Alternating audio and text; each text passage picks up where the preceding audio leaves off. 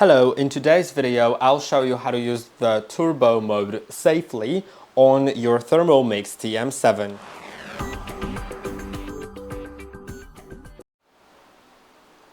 The turbo mode is used for chopping nuts, herbs, chocolate and some other harder ingredients, and it is made for chopping, not for blitzing and not for powdering things. So if you want to turn something into powder, I'd recommend just using the 10th level of speed in manual mode.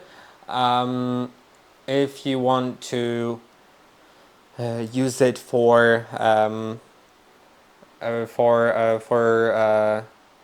blitzing, then I wouldn't also recommend that. It's better to just set 9th level of speed and 3 seconds, depending also on what you want blitzed, because well, lemon is, if you cut it in half, put it in, set it to 3 seconds, 9th speed, then it's going to be great. But some of the things may require more time, lower or higher speed. It just depends. You kind of just need to learn how to use it. But some harder ingredients, it's great to do it with the turbo mode, and to do it you need to go to the modes section, then go to turbo.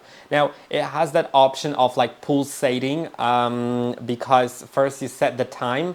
You can set it to half a second, 1 second or 2 seconds.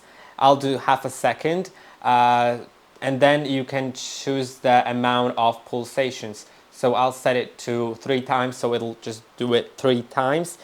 It means it will use the turbo for half a second, stop, then use it again, stop, and use it again, and then finish.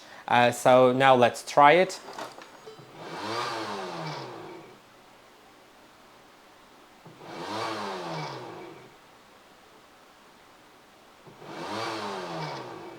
And as you can see, this is how it works.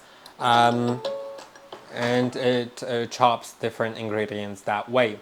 I hope that this video was helpful. Don't forget to like and subscribe, and I'll see you in the next one.